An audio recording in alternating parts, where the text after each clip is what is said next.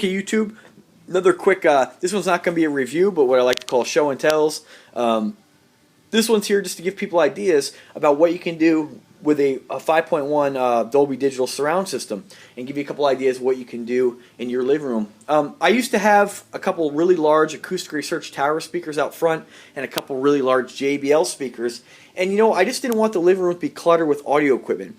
And although in a theater room that might look pretty cool to have all your fancy expensive stereo equipment, but for my purposes, I want the feel when you walk in the room to that not be the focal point. I want it to be there, but I want it to be hidden. So what I did is I was so impressed with the brand Acoustic Research, I went ahead and put those in storage. Figure maybe I'll use them down the road, in some other house.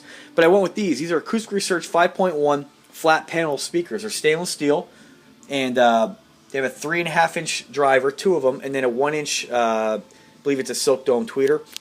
Inverted magnet structure, so you don't have a lot of depth there. And I've ran the wires all behind the sheetrock. A little bit of a nuisance because all this was already in. I had to take off the molding here, and I'm not sure what that is. Kind of snake it around there. But anyway, it turned out really good. The only thing you see is this little tiny wire right off to the side here where I had to get underneath the sheetrock. This is an exterior wall, so it's very difficult for me to, I didn't want to punch outside or anything like that. So anyway, it looks really good. The other one's over there. And in my house, I have a built-in wall cabinet, which is kind of nice.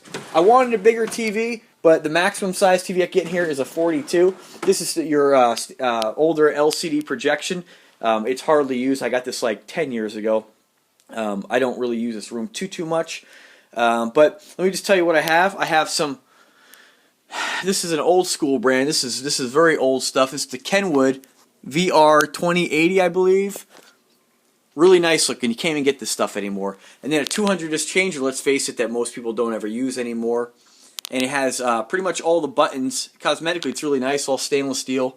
I have a Blu-ray player, an older DVD player, and I converted this computer here to a XBMC home theater PC as an experiment. Then I took a router because I didn't have a line down here for the internet.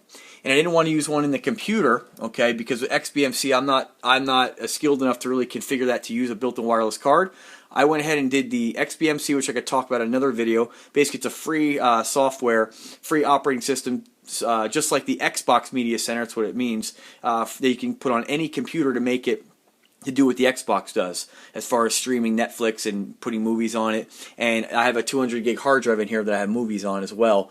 I've done, I've taken an old WGRTG 54G, the Linksys router, and I flashed the firmware to use, what is it? It's not Tomato, it's a different firmware which allows you to do a lot more with the router. In this case, I've been allowed to convert that router with this firmware to a wireless bridge. And so right now, that router is actually receiving the signal from my wireless router upstairs, and then converting the signal into using the switch in the router for a hardline Ethernet cable to that actual computer. And so when I originally did that, I also have the Chromecast, which is the screen you see on right now, the default screen. And with the Chromecast, if you don't know what that does, check out my other videos or Google it, and you'll kind of learn more about that. Basically, I can stream with the Chromecast Netflix. I can stream all my digital content, movies, music, pictures from the network attached storage drive upstairs down here. So my video collection, music collection can be accessed on any surround system or any TV in the whole house. So that's just a couple ideas you can do for yourself. The computer I don't really use too much because I did that prior to having the Chromecast and network drives. I wanted to experiment with XBMC, but it is there. I could show you that in a different video. It is pretty cool as far as the interface. It's pretty neat, but you can go ahead and Google what it looks like. There's tons of videos out there. And basically these are set up pretty sweet. The 5.1, I have the equal distance between left and right, which is how you do it. If your center channel is 10 feet from you, you want 10 feet between the left and right speakers. Same with the rear. This system gets loud and louder than I need it. And what I've also done is I ran underneath the carpet, all the way back behind the couch, hidden back here. I have the subwoofers and some of the laser equipment back there. And you don't really notice it. It's pretty tucked away. It's not like an eyesore to stare at or anything like that. And down there I have the Acoustic Research. That's a 8-inch. and then I have a 10-inch sub also. And basically, I know some people say this isn't the right way of doing it, but you can do it this way. Most time when you have a sub hooked up in your house, you have the volume turned down most time on it anyway, and you also have the volume at your at your receiver you can turn up and down. In my case, I took just a standard splitter, for an RCA splitter, and I split the wire and I ran it to both subs, and I just have to turn the sub gains up just a teeny bit more. Now, if you're looking to really blow out your windows, maybe you need more power, maybe you need a bigger sub. For my purposes, for my ear, this gets louder than I could possibly ever use. I don't really even need the two 10s back there, but I put them in because I had the extra 10 and I didn't want to waste them. And there are those occasions where you really want to shake the walls, and trust me, they do. The only part that this system's lacking is on the rears. I did something pretty unorthodox here. I tucked the rears under the couch, firing backwards, okay?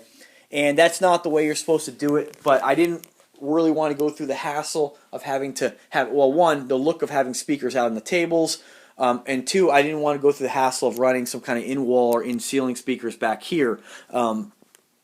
I've done in-wall speakers for a while. I actually have in-wall speakers in my bedroom, and for the price, you can go with the cheapies, and for the average listener, the average ear, they sound fantastic. And remember, it's all about your speaker placement, and of course, having that subwoofer, because these smaller speakers, they don't produce that bass like your sub does. So you put the subwoofer in the proper corner, which is what you do. My case, I wasn't able to do this, but you do the subwoofer crawl, you turn the sub on, and basically you crawl around the room, and where you hear the bass being the loudest, that's where you want to have your sub. It's called the sweet spot for your sub.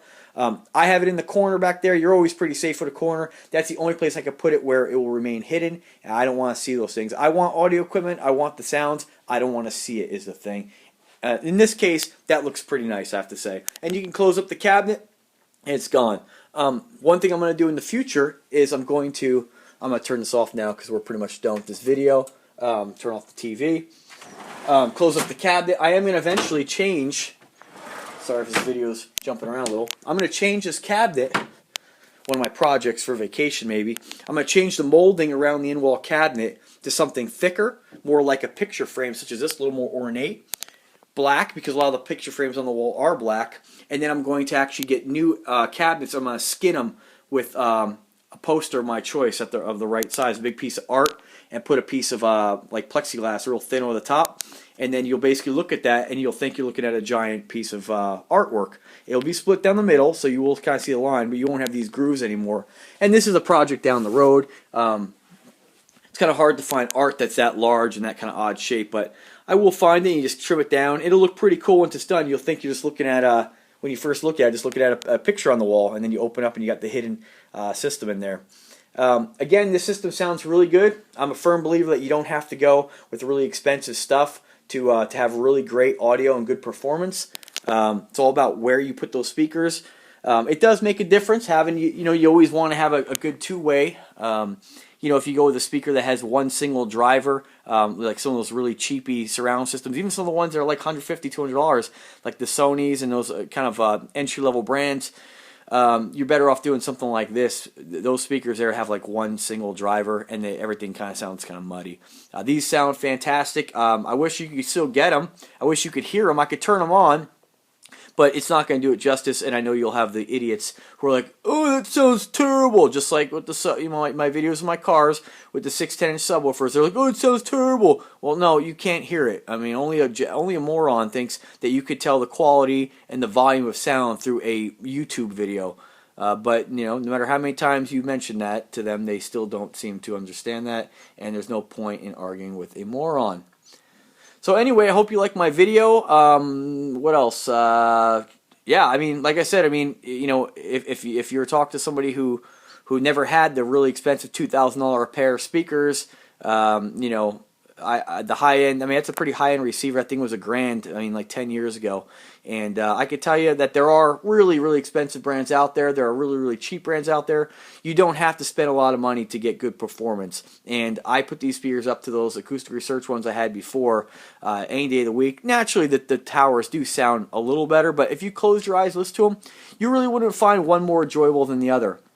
Now, if you didn't have the subwoofer in the room, of course you would, because you're not going to be able to get that full range of music. But yeah, these are great. So don't feel like you have to spend a lot of money. I mean, this receiver is an expensive receiver, but I have other receivers in the house that are $150 with even less expensive in-wall speakers, and I'm just amazed at how good it sounds and how great it sounds when watching movies. And you know, like I said, I've always been a firm believer that it's about how you set it up and how you configure it. And like for subwoofers, you know, the box, what kind of box you built, is it tuned correctly, is it to spec? Than spending a whole bunch of money. And there's nobody that will convince me otherwise, because I've done it and I've seen it and I've heard it. And yeah, if you have a house and you're looking to do something, don't feel like you have to go with the big crazy speakers. You can do something very discreet. And I'm sure there's still people out there who make on-wall, I know in-wall speakers exist, but if you live in an apartment, that's a little tough. But the on-wall speakers is a really great option. And now if you want to have your system or your stereo be the focal point of your room, by all means, go get the towers, get the audio rack and all that stuff. But I personally would prefer everything hidden. And there you can see my other video. I did the LED cans right there with the color changing bulbs. When I crank this thing up, the whole room glows. There's LEDs all over this place, and you don't even know they're there. But when I crank up the system, put on a Pink Floyd DVD, and crank it up, this place comes alive. So if you do have any questions or want any help or any ideas, by all means, go ahead and drop a comment. If you have any questions about the XBMC computer I mentioned or the Chromecast, check out my other videos. All right, thanks again for watching, and have a good day.